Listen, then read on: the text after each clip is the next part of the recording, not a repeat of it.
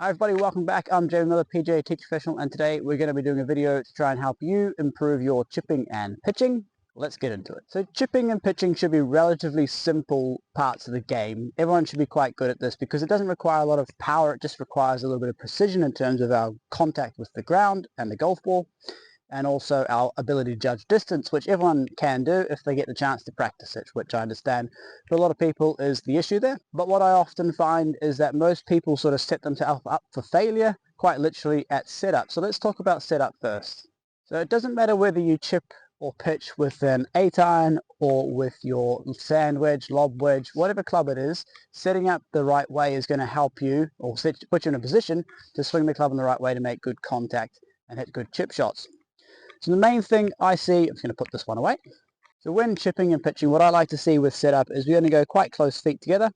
Often people like to go quite wide, like they're going to hit a proper shot, but we're not looking for power, we're not looking for stability, we're looking for precision of strike. So we're going to go feet quite close together, ball in the middle of the stance, and we're just going to lean a little bit into our front leg, so our left leg for a right-handed golfer. One other thing we need to check is that we're not tilted too much this way with our front shoulder, our lead shoulder too high. That tends to get the club wanting to bottom out a bit too early, then to all kinds of issues with strike.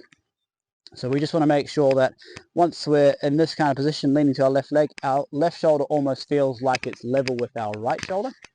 Okay, so we're not too much this direction. Once you kind of feel like you've got the body set up in position, one of the most common things I see, and this tends to be a big issue in terms of strike or allowing us to strike the golf ball well, is people like to get their hands really far ahead of the golf ball, taking lofts off. And one of the reasons I don't like seeing that is because it gets the leading edge of the club very engaged with the ground.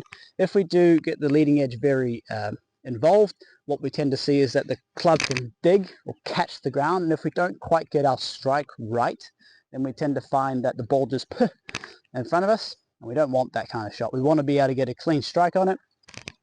So the best way I've found for people to do that is when they're set up to it with their body correctly, try and have the hands kind of just in front of the club head, in line with the golf ball maybe, so that we've got a little bit of the bounce, which is the angle between the leading edge of the club and the ground.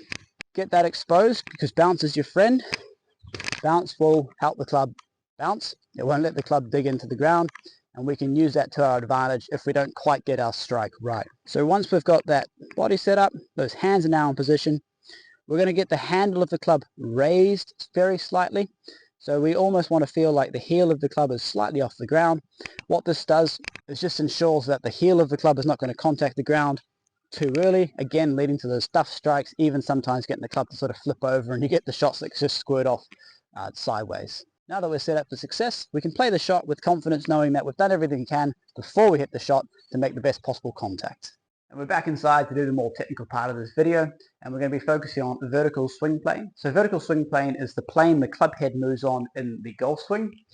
You would have seen something similar on TV when they're analyzing a pro's golf swing. They'll have lines drawn on the TV to show you the angle of the plane of the shaft in the golf swing. Well, this just differs slightly because it focuses solely on what the club head itself is doing in the golf swing, and that's why I've got my hula hoop here to help me explain. So a common mistake we see for amateurs is they tend to get their vertical swing plane very flat and around themselves. So in the real world that would look like this. The club head would get quite a long way behind them, so it's quite a flat vertical swing plane.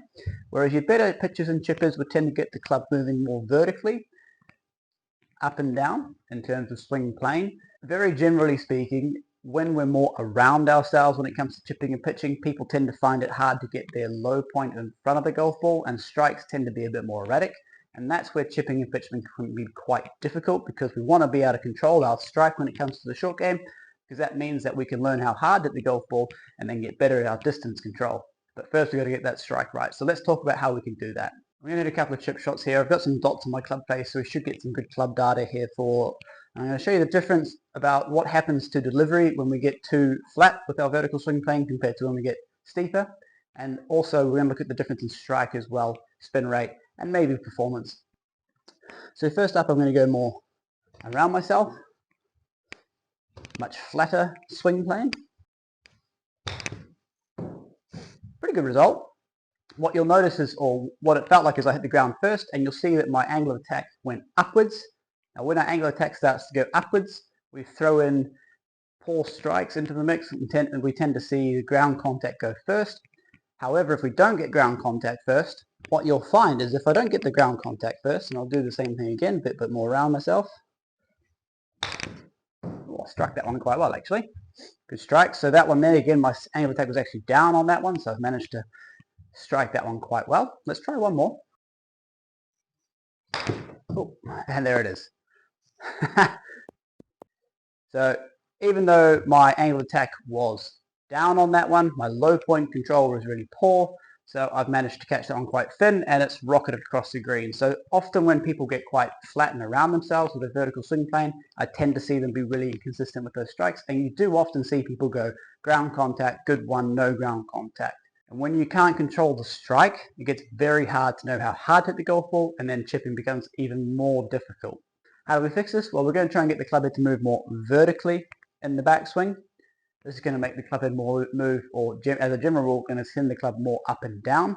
And this makes it a bit easier to control our low point and get it ahead of the golf ball, because of the way it also encourages your body to move.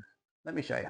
What I'm going to try and do now, instead of feeling like I'm swinging around myself and getting that club moving quite flat, I'm going to feel like the club head stays outside my hands and moves much more in an up and down manner. So you can see that as I keep that club head outside my hands, it looks like the club head is moving more up and down.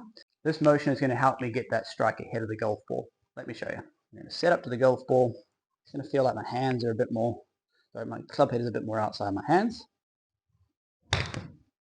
Nope, good strike, a little misdirected. So what we should see there is that my angle of attack went way further down. It has. It's gone down to 9 degrees, whereas the most downwards I was with the flatter swing plane was 2.7, I think. Just makes it less likely that I'm going to interact with the ground beforehand. Let me try again, see if I can get a better direction on it.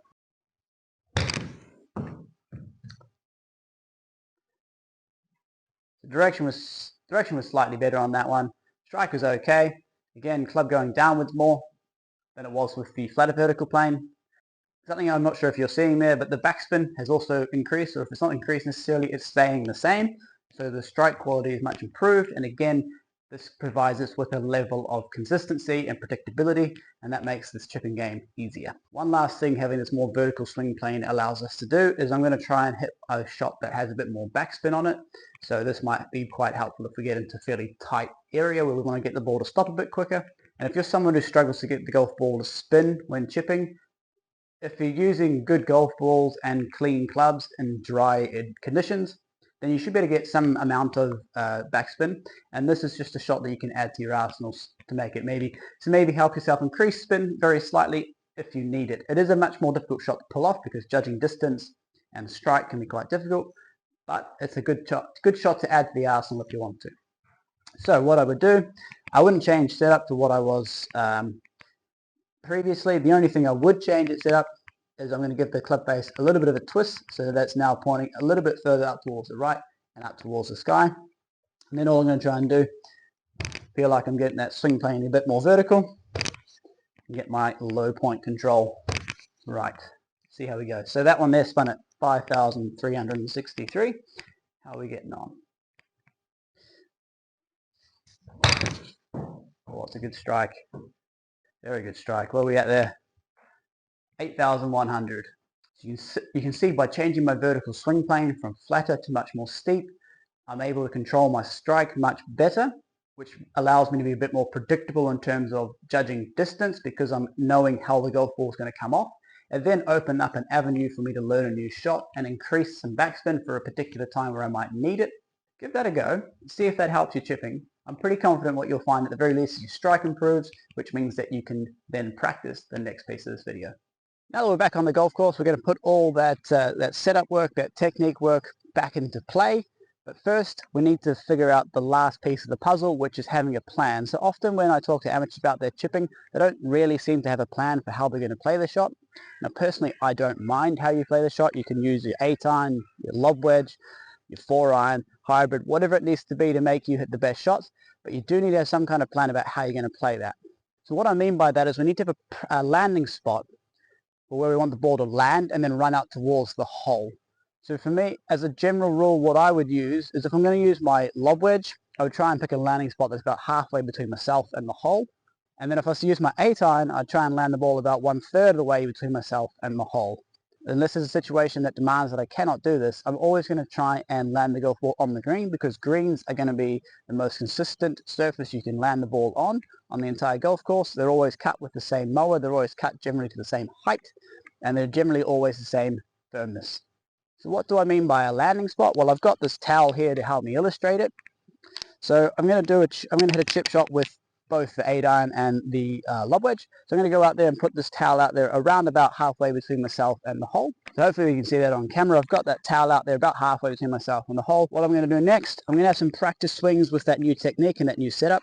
Trying to get a feel for how hard to hit the golf ball. Looking at the landing spot.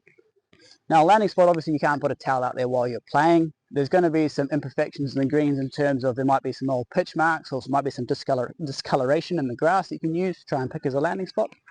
But it's good to have an idea of where you're going to try and hit this one, and then look at it while having your practice swings, helping yourself gauge how hard to hit the golf ball. Okay, if we were to throw a golf ball there, we'd be looking at it as we're throwing it. We don't do that while we're playing golf, so the best way we can emulate that is by looking and having our practice swings. I'm going to step up there. My best effort at trying to land the golf ball on that landing spot. Oh, a bit too hard. And the ball's gone past the hole. The fantastic thing about having a landing spot is I can now analyze the shot. Did I hit it too hard? Did I not strike it well? Or, not in this case, but if I land on my landing spot, did I pick the wrong landing spot? Is that why the ball didn't finish up as close as I wanted to? In this situation, I hit the ball too hard, so I would then have to have some practice in a practice situation where I'm trying to hit the ball the right distance onto my landing spot by doing the same things I've done here. Let's try this out with the 8-iron and see if there's any different results. Right, let's try this with the 8-iron. Same idea. I've now brought the towel back, as you can see, and try and land this about 1/3 of the way between me and the hole. And that one's worked out really well. So I actually landed that fractionally short of my landing spot. So my landing spot in this situation probably wasn't quite the right one, because my ball's finished about 3 foot past the hole. So I've just realized that you may not have been able to see the results on camera because my big head was in the way. This is the 8-iron, the bump and run shot where I landed about 1/3 of the way to the hole. Landed it fairly close to my landing spot, so it ended up pretty well. And this is the first one with my lob wedge, which ended up landing past the landing spot and well past the hole as well. So a bit of practice required. Because of the fact I had a plan, I now know what I need to go and practice to help myself get better at chipping as well. My new technique means that I'm now striking the ball really well. I'm now setting up for success. I've now got the technique to help me produce the shots I want to hit.